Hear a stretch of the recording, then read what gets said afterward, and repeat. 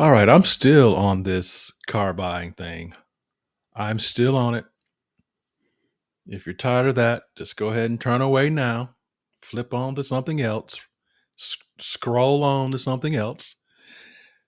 But last couple of videos I've talked about vehicles, talked about how it can literally steal the way we purchase cars can literally steal your wealth. And and then on my most recent one, I talked a little bit about I showed an example of how, if you invested essentially a car payment over a period of time, how that could benefit you significantly financially.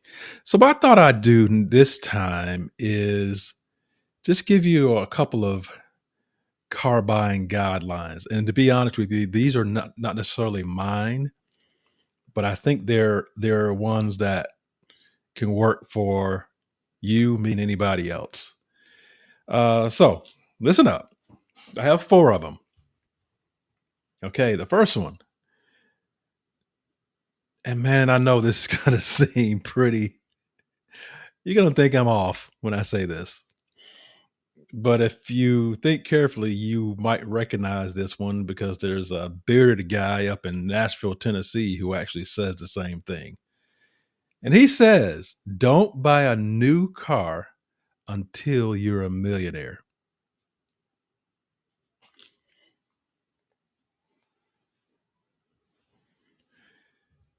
Don't buy a new car until you're a millionaire. What do you think about that one? That's I know. That's pretty that's pretty dramatic, isn't it? But here's the deal. If you're when you buy a new car, we already know the statistics. The first year, on average, a new car depreciates by 10%, and by year 5, it's depreciated about 40%. Um, as a result, when you do buy used, and I know things got a little crazy since 2020 with COVID, and even used cars were just ridiculous, but it is coming down more and more now. But buying used allows you to escape some of that depreciation, let somebody else take that hit. And here's the deal. I am almost positive most people would benefit by either paying off debt or investing that money that we tend to put in new cars. Either paying off debt or investing. If you have 60, $70,000 in consumer debt, and then you go borrow money to buy a car on top of that, yeah, you should really consider. I don't want to start getting preachy, but you could really consider purchasing something cheaper, used, um, to more significantly impact your financial situation.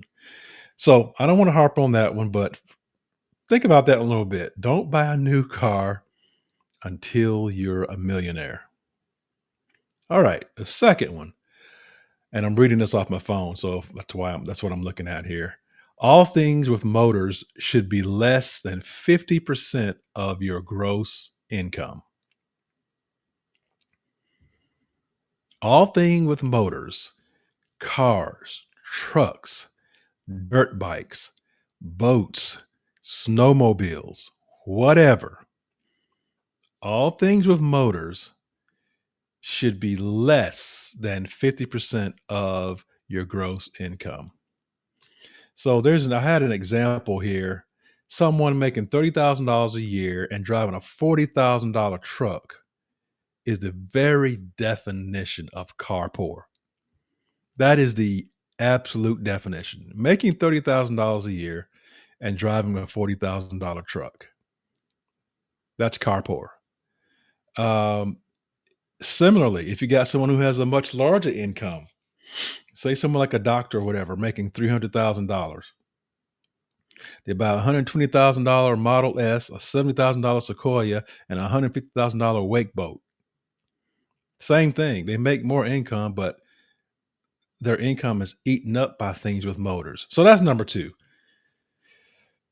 Anything with motors should be less than 50% of your gross income. And okay, number three, never have a five-figure car loan. So what's five figures? So uh $1,000 is four figures. So never have anything as big as a $10,000 car loan. Um, and this says the first rule of personal finance, finance 101, is not to carry a balance on your credit card, right? So, but 56% of Americans with credit cards failed the course. They do carry a balance, and that is finance 101. The second rule of finance is not to buy cars on credit. Any financial blog, YouTuber, whatever, personal finance person, you will hear them talk about that. But the average loan on a used car is $36,000 to be paid over 68 months. Used $36,000 paid over 68 months.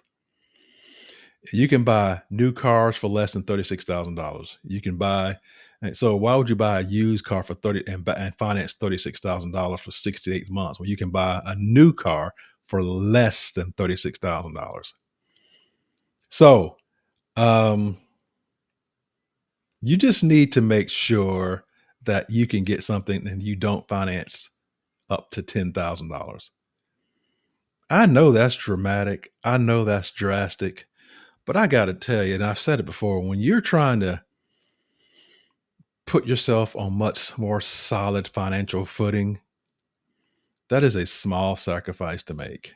It really is. And you will be grateful.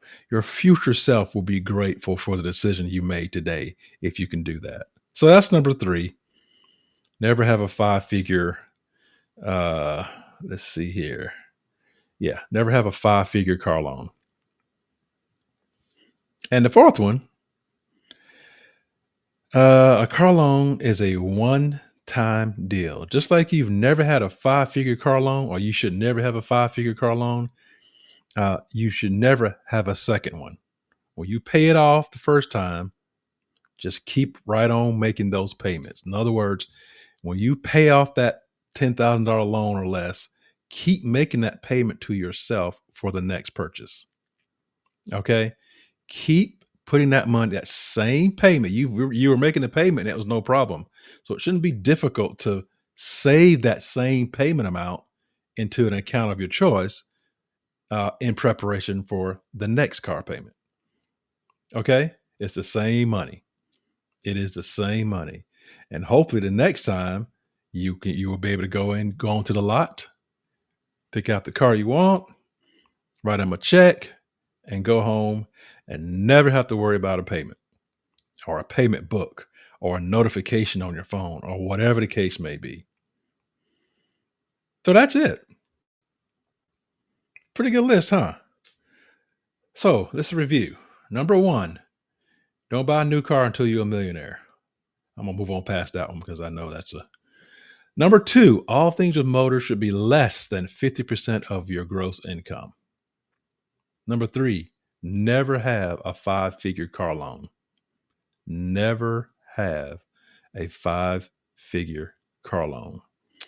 Number four, a car loan is a one time deal. If you do have to borrow it now, to borrow a little bit of money now, go ahead and take care of that loan and set your goal to never have to do that again. To never have to do that again. Keep making that same payment amount, but this time make it to yourself to prepare for your next car purchase, when hopefully you'll be able to purchase it in one transaction. That's it. So what do you think about those rules? There are some more I thought about going over. There are a lot of different ones out there. As a matter of fact, there's one I actually kind of like. It is that you should never, if you have to finance a car, and it's a deviation from what I just read to you, but it's a pretty decent one. If you have to finance a car, don't finance it for over 3 years. If you have to finance a car, don't finance it for over 3 years. Make sure you pay it off in 3 years or less. That's a pretty good one, also. Gives you some room to do what you need to do, but also you set parameters and you go ahead and get rid of that thing so that you're not killed by depreciation as the time extends. That's a pretty good one, also. So, anyway, that's a bonus one I'll leave with you. So, what do you think? I love to see your comments. See what you think in the comments. Am I crazy? Have I lost it? I'd love to know what you think. And I'll see you guys later.